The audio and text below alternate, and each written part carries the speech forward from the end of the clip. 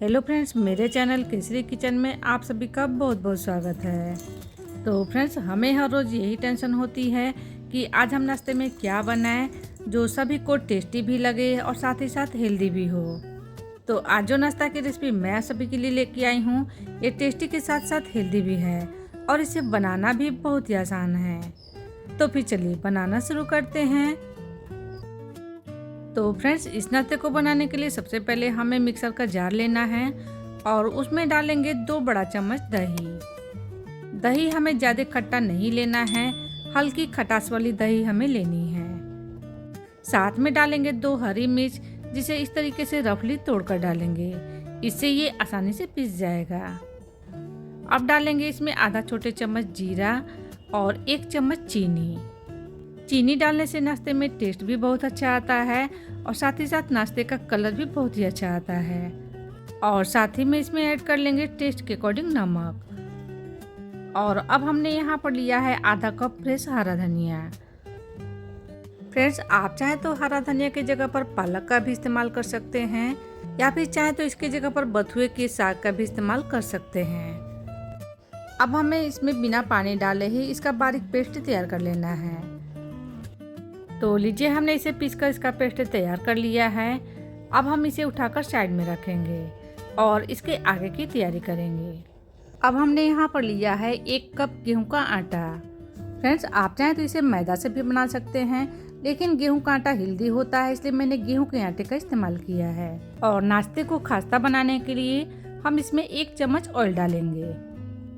अब हमें आटे के साथ साथ ऑयल को अच्छे से रगड़ते हुए मिलाना है, जिससे सभी आटे के साथ मोयन अच्छे से मिक्स हो जाए। मोयन मिक्स करने के बाद अब जो हमने हरा धनिया का पेस्ट तैयार किया है उसे इसमें डालेंगे। और सारे पेस्ट को हमें एक साथ इसमें नहीं डालना है, बस इसमें से थोड़ा थोड़ा पेस्ट डालते जाएंगे और इसे अच्छे से मिलाते जाएंगे। और जैसे हम आटा गूंथते हैं ना, बस उसी तरह से इसे भी गूंथ कर हमें तैयार कर लेना है। और इस आटे को हमें ना ही तो ज़्यादा टाइट लगाना है और ना ही तो ज़्यादा सॉफ्ट लगाना है। जैसे हम पूड़ी और पराठे बनाने के लिए आटा लगाते हैं, बस उसी तरह से इसका भी आटा लगा करके तैयार करेंगे। आटा लगाने के बाद अब हम इसके ऊपर से थोड़ा सा ऑयल लगा लेंगे, जिससे ये ऊपर से सूखेंगे नहीं। अब हमें आटे को ढककर और 10 मिनट तक के लिए साइड में रखना है, ताकि आटा हमारा अच्छे से सेट हो जाए। तब तक हम इस नाश्ते के लिए चटपटा सा मसाला तैयार करेंगे। अब हमें मिक्सर का छोटा वाला जार लेना है और इसमें डालेंगे आधा छोटे चम्मच जीरा और आधा छोटे चम्मच सौंफ। साथ में 8 से 10 काली मिर्च के दाने डालेंगे और 1 चम्मच साबुत धनिया और 1 चम्मच सफ़ेद वाली तिल। इन मसालों को डालने से नाश्ते में टेस्ट बहुत ही अच्छा आता है। अब हमें लेना है 2 हरी मिर्च, जिसे इस तरीके से तोड़कर डालेंगे। इस तरीके से तोड़कर डालने से ये आसानी से पिस जाते हैं। अब हमें लेना है 1 बड़ा चम्मच भुनी हुई मूंगफली और साथ ही में 1 बड़े चम्मच भुने हुए चने भी लिए हैं। इसी के साथ में डालेंगे 1 इंच टुकड़ा अदरक का, जिसे इस तरीके से छोटे छोटे पीसेस में कट कर लिए हैं। और इसमें बढ़िया से फ्लेवर के लिए डालेंगे 1 चम्मच कसूरी मेथी। इन सभी मसालों को लेने के बाद हमें इसमें पानी बिल्कुल भी नहीं डालना है और बिना पानी डाले ही इसे बारीक पीस कर तैयार करेंगे। देखिए, हमने इस तरीके से इसे बारीक पीस कर तैयार कर लिया है। इस तरह से मसालों को पीस कर डालने से नाश्ते में टेस्ट बहुत ही अच्छा आता है। तो चलिए, हम इसे उठाकर साइड में रखते हैं और इसके आगे की तैयारी कर लेते हैं। अब हमने यहाँ पर लिए हैं 2 मीडियम साइज के उबले हुए आलू।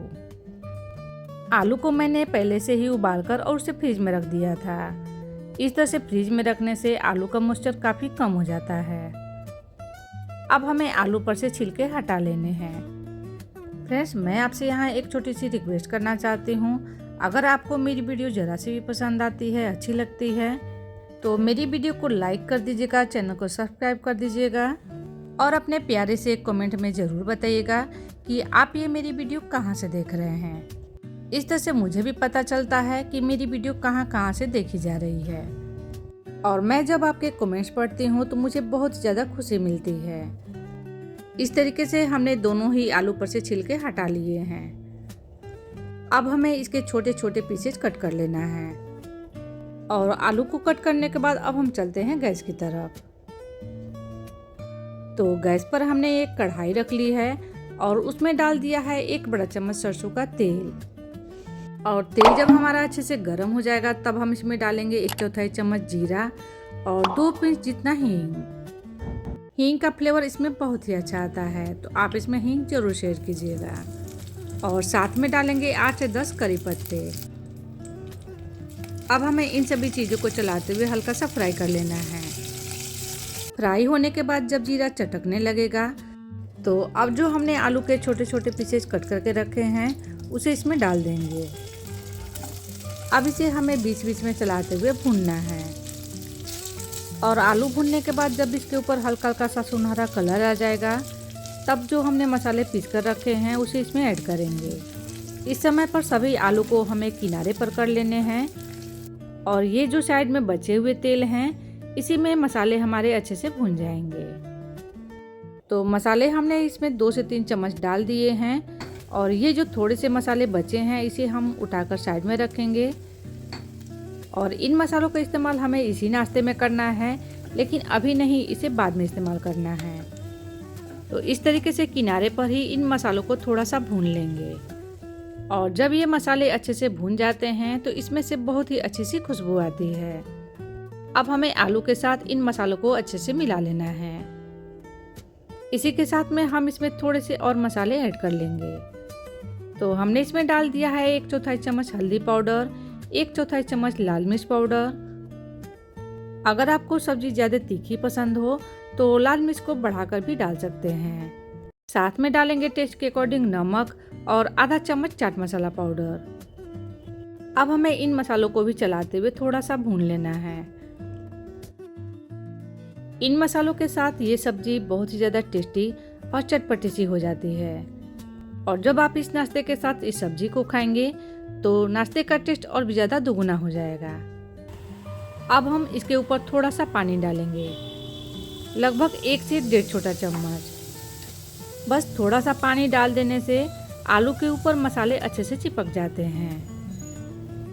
अब हम इसके ऊपर डालेंगे थोड़ा सा बारीक कटा हुआ हरा धनिया।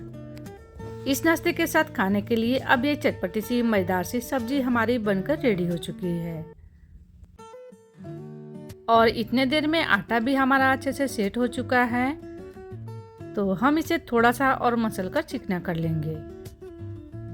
अब हम इसके पेड़े तैयार करेंगे। तो रोटी से थोड़े बड़े साइज के पेड़े बनाकर तैयार करेंगे। इतने डो में से हमने यहाँ पर 4 पेड़े बनाकर तैयार किए हैं। अब हम इसे चिकना करते हुए इसकी लोई तैयार कर लेंगे। अब हमें यहाँ पर एक छोटी सी और तैयारी कर लेनी है। अब हमें एक बाउल में लेना है 2 चम्मच मैदा और 2 चम्मच रिफाइन ऑयल। फ्रेंड्स, आप चाहें तो मैदा की जगह पर गेहूं के आटे का भी इस्तेमाल कर सकते हैं या फिर चाहें तो चावल का आटा भी ले सकते हैं। ऑयल डालकर हम इसे अच्छे से मिला लेंगे। मिक्स करने के बाद ये एकदम क्रीमी सा चिकना सा हो जाता है। इसे उठाकर हम साइड में रखेंगे। और अब जो हमने लोई बनाकर तैयार की है उसके ऊपर थोड़ा सा सूखा आटा लगाएंगे और इसकी एक बड़ी सी रोटी बेलकर तैयार कर लेंगे। रोटी बेलने के बाद अब जो हमने घोल तैयार किया है इसके ऊपर से लगाएंगे। आप चाहे तो घोल लगाने के लिए ब्रश का भी इस्तेमाल कर सकते हैं या फिर चाहे तो इस तरीके से हाथों से ही इसे अच्छे से लगा सकते हैं। इसे हमें पूरी रोटी के ऊपर अच्छे से लगा लेना है। अब जो हमने मसाला बचाकर साइड में रखा था इसके ऊपर से लगाएंगे। पूरी रोटी के ऊपर अच्छे से लगाकर इसे हल्के हाथों से चिपका लेंगे। अब हमें पिज्जा कटर लेना है।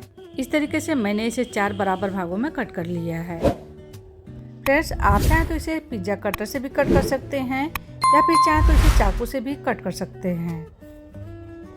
कट करने के बाद इस तरीके से हम इसे लपेटते हुए रोल करेंगे और फिर इसे दूसरी पट्टी के ऊपर रखकर दोबारा से हमें रोल करना है। सेम प्रोसेस से हम दूसरी, तीसरी और चौथी पट्टी के ऊपर रखकर इस तरीके से रोल तैयार कर लेंगे। और इसके किनारे का जो भाग है इसे हमें एक साइड में अच्छे से चिपका लेना है। उसके बाद हम इसे हल्के हाथों से दबाते हुए चपटा करेंगे। जैसे हम लच्छा पराठा बनाते हैं बस उसी तरह से इसे भी हमें बनाकर तैयार कर लेना है। अब इसके ऊपर हम थोड़ा सा सूखा आटा लगाएंगे और फिर इसे बेल लेंगे। इस तरीके से हम गोल गोल घुमाते हुए इसके गोल पराठे बनाकर तैयार कर लेंगे। इस तरीके से हमने यहाँ पर सभी पराठे बेलकर तैयार कर लिए हैं।